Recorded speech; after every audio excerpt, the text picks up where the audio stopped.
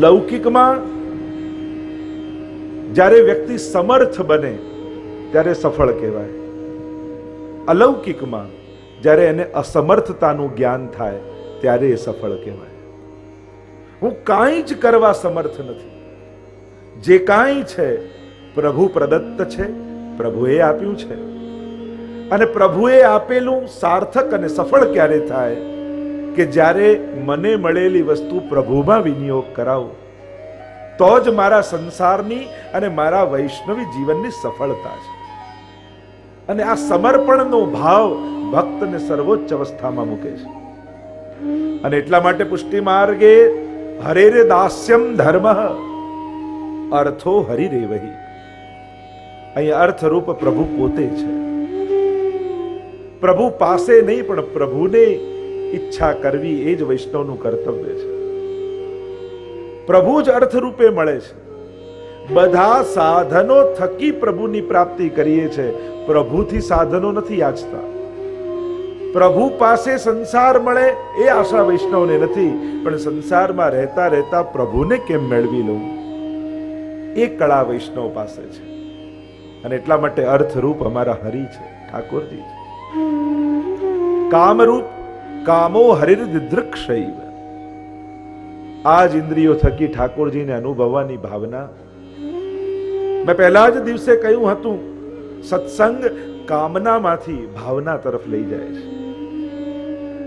રહેલી કામનાઓ કેમ ભાવનાનું રૂપ ધારણ કરી અને એ જ કામનાઓથી આપણા વૈષ્ણવી જીવનની સાર્થકતા કેમ સિદ્ધ કરવી, એ કળા આપણને મહાપ્રભુજી આપે છે.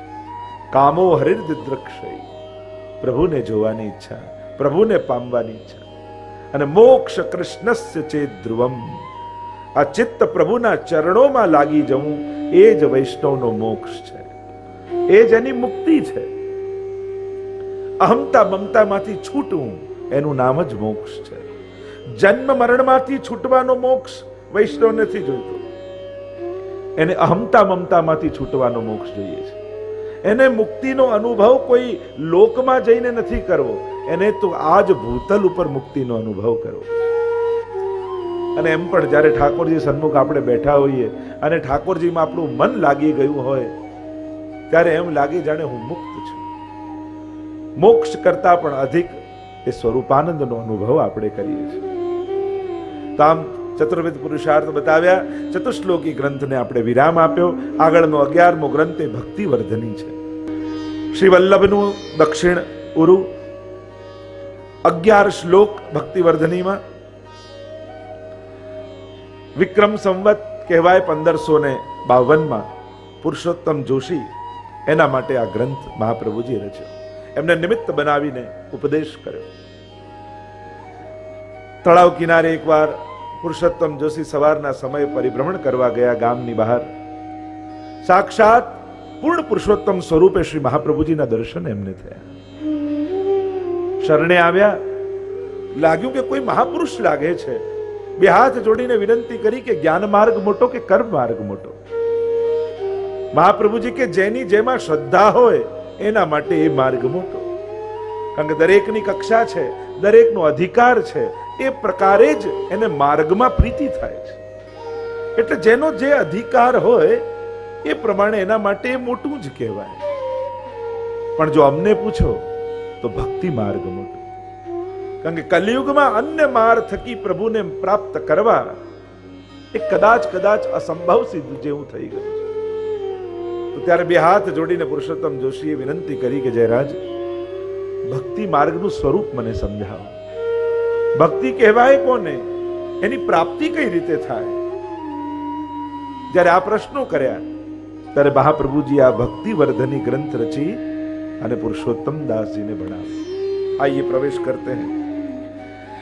महाप्रभुजी अद्भुत रीते भक्ति नहीं समझावे છે કે ભક્તિ વર્ધિની, ભક્તિનું વર્ધન કઈ રીતે થાય એના ઉપાય શ્રી મહાપ્રભુજી અહીંયા આપ્યા છે. શાસ્ત્રોમાં ભક્તિની વ્યાખ્યા તો કરી જ છે. 3 જણાએ ભક્તિની વ્યાખ્યા શાસ્ત્રોમાં કરી. વ્યાસજી, નારદજી અને સાંડિલ્ય મુનિ. આ 3 જણાએ શાસ્ત્રોમાં ભક્તિને વ્યાખ્યાયિત કરી છે, એનું ડેફિનેશન આપ્યું છે. જેમ સાંડિલ્ય મુનિ ભક્તિની વ્યાખ્યા કરતા કહે છે, સા પરાનુરક્તિ ઈશ્વરે, ઈશ્વરમાં પરમ અનુરક્તિ એ ભક્તિ છે. નારદજી કહે છે, સાતુ અસ્મિન પરમ પ્રેમ રૂપા અમૃત સ્વરૂપા ચ ય લબ્ધ્વા પુમાન સિદ્ધો ભવતી અમૃતો ભવતી તૃપ્તો ભવતી. નારદ ભક્તિ સૂત્ર. સાતુ અસ્મિન પરમ પ્રેમ રૂપા, જે પરમ પ્રેમ રૂપા છે, અમૃત સ્વરૂપા ચ, જે અમૃત રૂપ છે, અને જે પામીને યબ લુબ્ધ્વા પુમાન સિદ્ધો ભવતી અમૃતો ભવતી અને તૃપ્તો ભવતી. ભક્તિ દ્વારા જીવનની તૃપ્તિ થાય છે. મહાપ્રભુજી વ્યાસજીની વ્યાખ્યાને સ્વીકૃત કરે છે, મહાત્મ જ્ઞાન પૂર્વસ્તુ સુદૃઢ સર્વતોધિક સ્નેહ ઇતિ ભક્તિ. ત્રીજી વ્યાખ્યા વ્યાસજી આપી. ભક્તિ અર્થને સમજાવતા કહ્યું મહાપ્રભુજીએ જે સ્વીકૃત કર્યું હોય કે મહાત્મ જ્ઞાન પૂર્વસ્તુ, સૌથી પહેલા જેને ભજો છો એનું મહાત્મ જ્ઞાન પ્રાપ્ત કરો, કે જેને ભજું છું એ કોણ છે, એનું શું સ્વરૂપ છે. કારણ કે તમારા સેવ્યને ઈષ્ટને સર્વોપરી અને સર્વ સમર્થ નહીં જાણો તો જીવનની કોઈ પણ ઘટના એના પ્રત્યે અભાવ તમને લાવી દેશે, અને કદાચ એના પ્રત્યે અભાવ નહીં આવે તો બીજા પ્રત્યે આકર્ષણ પેદા થઈ જશે કે કદાચ આના કરતા આ વધારે આપી દેશે, જલ્દી આપી દેશે.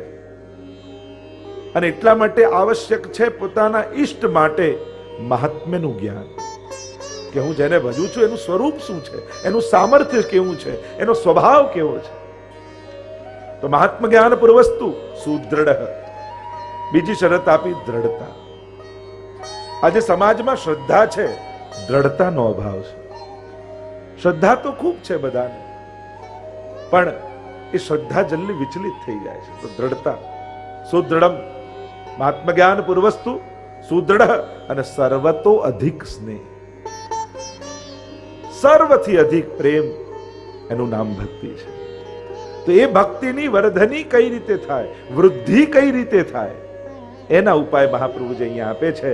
આइए साथ में मिलकर प्रथम श्लोक का गान करते हैं. यथा भक्ति प्रवृद्धा तथोपायो निरूप्यते बीज भावे दृढेतु स्यात् त्यागात् श्रवण कीर्तना. મહાપ્રભુજી ભક્તિ વૃદ્ધિના ઉપાય આ ભક્તિવર્ધની ગ્રંથમાં બતાવતા આજ્ઞા કરે, યથા ભક્તિ પ્રવૃદ્ધા સ્યાત તથોપાયો નિરૂપ્યતે. એ ઉપાય હું તમને જણાવું છું જેનાથી ભક્તિની વૃદ્ધિ થાય. સેવા કરી, સત્સંગ આદિ કરી દરેક વૈષ્ણવ શું યાચના કરે, બસ અમારો ભાવ દ્રઢ થાય, પ્રભુ ભાવનું દાન કરે. તે ભાવની વૃદ્ધિ કેમ થાય એનો ઉપાય મહાપ્રભુજી કહે, બીજ ભાવે દ્રઢે તું સ્યાત ત્યાગાત શ્રવણ કીર્તનાત. જે બીજ ભાવ ઠાકોરજીએ તમારા બધાની અંદર સ્થાપિત કર્યો છે, કારણ કે પુષ્ટિ કાયેન નિશ્ચય, બીજી કોઈ સમૃદ્ધિ લઈને માણસ પેદા થયો ન થયો વૈષ્ણવ, પણ ભાવની સમૃદ્ધિ તો ઠાકોરજી આપી જ છે. ભક્તિનું બીજ તો રોપીને તમને મોકલ્યા જ છે ઠાકોરજી. એટલે સહજ ભક્તિ વૈષ્ણવની ભીતર હોય છે. તે બીજ ભાવને દ્રઢ કરવાનો ઉપાય શું, તો કે ત્યાગાત શ્રવણ કીર્તના. સૌથી પહેલા કહ્યું ત્યાગ, પછી શ્રવણ અને કીર્તના. લૌકિક વૈદિક એ અહમતા મમતાનો ત્યાગ. અનેકવિધ કામનાઓમાં આપણી અહમતા મમતા જોડાયેલી છે, અને ધીરે ધીરે આ બધું પ્રભુ માટે છે એ વિવેક જ્યારે આવે ને, અહમતા મમતા છોડવા માટે વસ્તુઓથી ભાગવાની કે વ્યક્તિઓથી ભાગવાની જરૂર નથી. કેવલ ભાવનાનો પરિવર્તનની વાત છે. જે મારા માટે છે, મેં મેળવ્યું છે, મને આપ્યું છે, બસ એ વૃત્તિ થોડી બદલાય અને પ્રભુ માટે મને મળ્યું છે એ વિચારધારા આવી જાય તો એ જ. કારણ કે કોઈ વસ્તુ લૌકિક કે અલૌકિક હોતી નથી. તમે ધનને શું કહેશો, લૌકિક કે અલૌકિક? તમે ઘરને શું કહેશો, લૌકિક કે અલૌકિક? તમે સ્વજનોને શું કહેશો, લૌકિક કે અલૌકિક? તો કે બસ એના પ્રત્યે તમારી બુદ્ધિ કેવી છે એના પરથી નક્કી થાય કે આ લૌકિક કે અલૌકિક. ધન મળ્યું અને મનમાં એમ આવ્યો કે ઠાકોરજીનો કંઈક મનોરથ કરું, તો એ ધન અલૌકિક છે. ઘર મળ્યું ને એમ થયું કે લાવ ઠાકોરજીને ઘરમાં પધરાવું, તે ઘર અલૌકિક છે. સ્વજનો મળ્યા અને વૈષ્ણવી બુદ્ધિ થઈ કે આટલા વૈષ્ણવે ઠાકોરજી મને આપ્યા છે, અલૌકિક છે. એટલે કે વસ્તુમાં લૌકિક કે અલૌકિકની છાપ હોતી નથી. આપણો એના પ્રત્યેનો દ્રષ્ટિકોણ લૌકિક કે અલૌકિક એને બનાવે છે. એટલે કે સંસારની વસ્તુઓ પ્રત્યે તમારો દ્રષ્ટિકોણ લૌકિક છે તો બધું જ લૌકિક છે, અને અલૌકિક છે તો બધું જ અલૌકિક છે. જ્યારે કોઈ વસ્તુ કે વ્યક્તિ આવે ત્યારે એની ઉપર છાપ હોતી નથી, આપણી દ્રષ્ટિ એના પ્રત્યે કેવી છે. બસ લૌકિક એ તો સતત ઉદ્વેગ આપનારું, જેમ 3 પાયાની ખુરશી જેવું છે, ડગ્યા જ કરે, ડગ્યા જ કરે, ડગ્યા જ કરે. બસ એમાં એક પાયો અનો જોડી દો તો અલૌકિકની 4 પાયાની ખુરશી થઈ જાય. સંસાર સ્થિર થઈ જાય, ડગતું બંધ થાય. ત્યાગાત શ્રવણ. શ્રવણ એ ભક્તિનું અંગ છે. નવધા ભક્તિનો શ્રવણમ કીર્તનમ વિષ્ણુ સ્મરણમ પાદ સેવનમ અંગ છે. શ્રવણથી ભક્તિનો ઉદય થાય છે, અને એટલા માટે ઉત્તમ શ્રવણ કરવું જોઈએ. અને ઉત્તમ કયું? કેવલ બુદ્ધિને આનંદ આવે એવું નહીં, પણ જેનાથી ભગવદ પ્રેમ પ્રગટે એવું સાંભળવું. એટલે જ તો આપણે ત્યાં અધિકારીઓની ચર્ચા આવી, વક્તા શ્રોતા બધાની ચર્ચા કરવામાં આવી. કેમ? કારણ કે જેના થકી આપણા હૃદયમાં પ્રભુ પ્રેમ પ્રગટે એવું શ્રવણ કરવું જોઈએ. શ્રવણ કીર્તના, અને પ્રભુના નામોનું કીર્તન કરવું, એનાથી ભક્તિનો ઉદય થાય. આગળ મહાપ્રભુજી દ્વિતીય શ્લોકમાં આજ્ઞા કરે, બીજદાઢ્ય પ્રકારસ્તુ ગૃહે સ્થિત્વા સ્વધર્મતઃ અવ્યાવૃતો ભજેત કૃષ્ણં પૂજયા શ્રવણાદિભિઃ. લગભગ 14 જેટલી ટીકાઓ ભક્તિવર્ધની ગ્રંથ ઉપર આપણા આચાર્યોએ આપણને આપી છે. આપણે તો મેં પહેલા જ કહ્યું, આ તો 16 ગ્રંથ સાર, ગ્રંથ પરિચય જેવું આપણે લઈએ છીએ કે ઉપરથી ગ્રંથોના પરિચય કેળવીએ છીએ. બાકી તો એક અક્ષરોના આપણા આચાર્યોએ કેટલા પ્રકારના અર્થો એમાં કર્યા છે. પણ આપણે બધા જેને આત્મસાત વધારે કરી શકીએ એવા અર્થો સાથે આપણે અર્થઘટનો કરીશું. કારણ કે દરેક શાસ્ત્રોના અનેક પ્રકારના અર્થો થતા હોય, અને શાસ્ત્ર એમ કહે છે કે જેવા અધિકારી શ્રોતા એ પ્રકારે ઉપદેશ કરવો જોઈએ. કારણ કે ઘણીવાર બહુ મહાપુરુષોના દ્રષ્ટિકોણથી સર્વોચ્ચ અવસ્થાના જીવો માટેનો ઉપદેશ કરીએ તો એ સાંભળીને મધ્યમ કક્ષાના જીવને અશક્યતાનો ભાવ પ્રગટ થઈ જાય. ઓ આવો સિદ્ધાંત છે તો આપણે પાળી જ નહીં છે. અને અશક્યતાની ભાવના હૃદયમાં આવે તો અરુચિ પ્રગટ થઈ જાય. લો આપણો તો ઉદ્ધાર થઈ જ ના શકે એમ થઈ જાય ને પછી. એટલે દરેકની એક અવસ્થા છે. એમ શ્રોતા, વક્તા, ભક્તો આ બધાની અવસ્થાઓની ચર્ચા કરી છે, અને એ પ્રમાણેના અર્થઘટનો છે. જ્યારે આચાર્યો હરિરાય મહાપ્રભુજીને પુરુષોત્તમજી આ બધા જ્યારે અર્થો કરતા હોય, ક્યાં એમની ભાવની અવસ્થા ને કેવો એમનો દ્રષ્ટિકોણ હોય. પણ આપણે બધાના સાર રૂપે સર્વગ્રાહ્ય લાગે એવા પ્રકારના અર્થોના અર્થઘટન આપણે કરીએ. બીજ દાઢર્ય પ્રકારસ્તુ, આ બીજને દ્રઢ કરવાનો પ્રકાર તમને કહું છું એમ મહાપ્રભુજી કહે છે. જે બીજ તમારી અંદર વાવ્યું છે સુકાઈ ન જાય, બગડી ન જાય, બળી ન જાય, એની વૃદ્ધિ કરવા માટે ભૂતલ પર આપણને એક અવસર મળ્યો છે. તે બીજને દ્રઢ કરવા માટે ગૃહે સ્થિત્વા સ્વધર્મતઃ અવ્યાવૃતો ભજેત કૃષ્ણમ પૂજયા શ્રવણાદિભિઃ. ગૃહે સ્થિત્વા, કઈ રીતે બીજની દ્રઢતા કરવું? ઘણીવાર ઘણા લોકો અર્થ એમ કરે કે ઘરમાં રહીને. તો ઘર કોને કહેવાય? જો આપણા આચાર્યો અનેક પ્રકારની ટીકા કરી, એમાં ઘરમાં રહીને ભક્તિ કરવી એ તો કહ્યું. બીજો અર્થ એમ પણ કર્યો ગૃહે ગૃહસ્થાશ્રમે. ગૃહે સ્થિત્વા એટલે ગૃહસ્થાશ્રમમાં રહીને ભક્તિ કરવી. નહીં તો પછી ઘરમાં, નહીં તો ઘણા લોકો ઘર શબ્દને એવો પકડી લે કે બહાર જ ના નીકળે. પણ શું ઘરમાં એવી વ્યવસ્થા, એવા વ્યક્તિઓ, એવા સંજોગો છે? ઉલટાની અત્યારના સમયમાં વધારે વિપરીતતા જોવા મળે. જેટલો સંસાર ઘરમાં જોવા મળે એટલો કદાચ બહારે નથી હોતો. મૂળ વાત છે સંસાર ના ક્લેશો ને અહમતા મમતામાંથી દૂર જવાની. તો પ્રાચીન કાળનો સમય કંઈક જુદો, અત્યારના સમયમાં આપણે આપણું દિનચર્યા આદિ જોઈએ તોય જુદું જોવા મળે. અને ઘણીવાર અત્યારે પ્રાય આપણે જોઈએ કે ઘરમાં વધારે લૌકિકતા થઈ જવાય. તો ગૃહે કયું? ઘર એટલે શું? ઈંટ ચૂના પથ્થરની દિવાલોની વચ્ચે રહીએ એ ઘર? શું એની વચ્ચે એ મહત્વ પથ્થર ઈંટ ચૂનાનું છે? આચાર્યો કહે એક અર્થ એમ કરો ગૃહસ્થાશ્રમે, કે ગૃહસ્થાશ્રમ એટલે કે સંન્યાસ નહીં ગ્રહણ કરવો. કારણ હજી આપણી એ અવસ્થા ન થઈ હોય અને જો સંન્યાસ લઈ લઈએ તો આપણો ભાવ બગડે. સંન્યાસ તો સંન્યાસ નિર્ણયમાં આવશે કે કેવા પ્રકારનો વૈષ્ણવી સંન્યાસ કહેવાય. ફલરૂપા છે સંન્યાસ.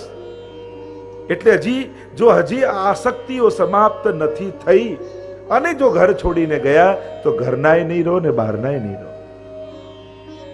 અને એટલા માટે ગૃહે સ્થિત્વા સ્વધર્મતઃ, ઘરમાં રહીને એટલે કે ઘરે ઠાકોરજી પધરાવીને. તો શું થાય? ઘણા પ્રશ્નો કરે તો શું ઘરમાં કહ્યું તો હવેલી નહીં જવાનું? તો મહાપ્રભુજી એવું ક્યાં કહ્યું છે કે હવેલીએ નહીં જવું? કોઈ ટીકામાં એવું નથી, કારણ કે ઘરનું ઓપોઝિટ મંદિર નથી. ઘણા લોકો એને વિરોધી સમજે કે ઘરમાં કીધું એટલે મંદિર નહીં. તો આજે તમે એમ કહો દિવસનું ઓપોઝિટ ગાય થાય, રાત થાય. ગાય એનો ઓપોઝિટ શબ્દ છે. એમ જ ઘણી વાર લોકો ટીકા આદિમાં આવે ને તો કે ઘરમાં રહીને કહ્યું એટલે મંદિરમાં નહીં જવાનું. અરે ઘરનું ઓપોઝિટ મંદિર થોડી છે. ઘરનું ઓપોઝિટ વન થાય. ઘરનું ઓપોઝિટ વન થાય. જંગલ કે વનમાં ગયા સંન્યાસ થાય. ગ્રહસ્થાશ્રમનું ઓપોઝિટ સંન્યાસ આશ્રમ થાય. એટલે ઘણીવાર લોકો આને સ્પષ્ટ અર્થઘટન ન કરતા મંદિર અને ઘર બંનેને વિરોધી સમજી લે છે. ના હવે તો આ મંદિરે ના જવાય, ઘરમાં જ રહેવાનું. અરે ઘરમાં ઉલટાના ઘણીવાર વધારે સંસારી થઈ જવાય છે. શું એવું ઘરમાં વાતાવરણ છે આપણું કે ત્યાં ચિત્ત અલૌકિક રહે? એટલે મહાપ્રભુજી આગળ પણ આજ્ઞા કરશે કે જ્યાં હરિસ્થાન હોય ત્યાં ભગવદીયો જનો સાથે સ્થિતિ કરવી. પછી જેમ કરીને અદૂર વિપ્ર કરશેવા યથા ચિત્તમ ન દુષ્યતિ, આગળ આજ્ઞા આવશે. મનમાં મન દૂષિત ન થાય એવું રહેવું. એટલે બંને અર્થો કર્યા. એક તો ઘરમાં, અને આપણે તો બધા હંમેશા આજ્ઞા કરતા જ આવ્યા છીએ કે ઘરમાં ઠાકોરજીની સેવા પધરાવો. કારણ કે ગૃહમ સર્વાત્મના ત્યાજ્યમ તચ્ચે તક્તુમ ન શક્યતે કૃષ્ણાર્થ તન્નિયુજિત કૃષ્ણ સંસાર મોચક. પંચશ્લોકીમાં મહાપ્રભુજી પણ આજ્ઞા કરે છે કે શાસ્ત્રો કહે કે ઘર છોડો, પણ છોડવા કેટલા તૈયાર? આમાંથી કોઈને છોડવું હોય તો કહો, તો એ પ્રમાણે હું કથા કરું. વિમાન આવે તો ખરું, કથામાં આવે, પણ જવા કેટલા તૈયાર થાય? ખોટું એટલું ભગવાનનું પેટ્રોલ બળે. વિમાન લાવે ખરા ભગવાન, મૂળ વાત આપણને સમજાય ને આપણને આત્મસાત થાય. સૌથી પહેલો સિદ્ધાંત દરેકે પુષ્ટાવીને ઠાકોરજી ઘરે પધરાવા, યથાશક્તિ ભગવત સેવા કરવી. અને ભગવત સેવાના થયા બાદ ગુરુજનો જ્યાં બિરાજતા હોય એવા સ્થાનમાં જઈ અને ઠાકોરજીની, ગુરુજનોની, ભાગવતજીનું પારાયણ આદિ કરવું. આ બધા કર્મો બતાવ્યા. મહાપ્રભુ આદિની આજ્ઞાઓ છે. ભગવત સેવા પ્રદાન કરવી નથી થતી તો કે ગુરુ સેવામાં જોડાઓ, ગુરુ સેવા નથી થતી તો ભાગવતજીનું સેવન કરો. આખા ક્રમ આપણે ત્યાં ભક્તિના આપ્યા છે. તો ગૃહે એટલે કે ઘરમાં રહીને ઘરે ઠાકોરજી પધરાવવા. પણ એનો અર્થ એવો નથી થતો કે હવેલીએ ના જવાય. ત્યાં એક નિકુંજ આપણી છે તો આ નંદાલય છે. આપણે ત્યાં બંનેનો ભાવ છે. જ્યાં જઈને સેવા કરવાની તત્પરતા આપણને થાય છે, જ્યાં વચનામૃતો સાંભળીને આપણને સેવા કરવાની ઉત્કંઠા વધે છે, અને જ્યાંથી વારે ઘડીએ કહેવાય છે ઘરે ઠાકોરજી પધરાવો, સેવા કરો, અને એ પ્રેરણા જ્યાંથી આપણને મળે છે, તો આ તો નંદાલયની ભાવના આપણે ત્યાં કરી છે. અને એટલે જ આટલી પરંપરાથી સૌથી પહેલા મહાપ્રભુજીએ શ્રીનાથજીનું મંદિર સ્થાપ્યું. અને ત્યારથી આપણી આ પરંપરાઓ અને કુંભનદાસજી આદિના પ્રસંગો આવ્યા. ઠાકોરજી ખેલતા હતા અને તોય મંદિરે જવા તૈયાર થયા. તો પૂછ્યું કે હું તો તારી જોડે ખેલી રહ્યો છું, તો ત્યાં કેમ જાય છે? તો કહ્યું કે પ્રભુ, અહીંયા તો આપ કૃપા કરીને પધાર્યા છો, પણ કૃપા કરીને આવ્યા છો એમ જતાય રહો, આપની ઈચ્છા છે. પણ ત્યાં તો આપને મહાપ્રભુજીએ પધરાવ્યા છે, એમને છોડીને આપ ક્યાંય ન જઈ શકો. તો આ ભાવ આપણે ત્યાં, એટલે જેટલું ગ્રહ સેવાનું મહત્વ છે એટલું જ હવેલીમાં સેવાનું મહત્વ છે. એટલી જ મહત્તા વૈષ્ણવ જીવનમાં એની છે. આ જ આપણી પરંપરાઓ છે. એટલે ઘણીવાર ગલત અર્થો કરી યા ખોટા માર્ગદર્શનમાં આવી આપણે ઘણીવાર ઘરનું ઓપોઝિટ મંદિર સમજી લઈએ. ઘરનું ઓપોઝિટ વન થાય. ગ્રહસ્થાશ્રમમાં રહી, સ્વજનો સાથે રહી, સગા સંબંધીઓની વચ્ચે રહેતા કારણ કે સંન્યાસ માટે આપણે કોઈ તૈયાર નથી. આસક્તિ હજી સમાપ્ત નથી થઈ, તો શું ભક્તિ કઈ રીતે કરવી? તો કે ઠાકોરજીને ઘરના એક મેમ્બર માની લેવા, કે ચલો મારા ઘરે પ્રભુ બિરાજે છે, અને એ બહાને પ્રભુની સન્મુખતા રહે. જે પણ તમને સમય મળે, ભલે કલાકની સેવા હોય, 2 કલાકની હોય, 3 કલાકની હોય, અષ્ટયામની હોય, તમને જે પણ અનુકૂળતાઓ આવે. આજે અમે એ પણ જાણીએ છીએ સરળ નથી બધું. આજે બધાના ઘરમાં, પરિવારમાં, કુટુંબમાં, આજે મોટા મોટા શહેરોમાં જ્યાં ઘર પણ નાના હોય, વ્યક્તિઓ વધારે હોય, પણ તોય અમે એક પુષ્ટિમાર્ગી આચાર્ય રૂપે ગૌરવ લઈ શકીએ છીએ કે 2 ફ્લેટ, 2 રૂમનું ફ્લેટ હોય તોય વૈષ્ણવ ઠાકોરજીનો ખૂણો ચોક્કસ કાઢે છે. એ વાતનું ગૌરવ આપણને.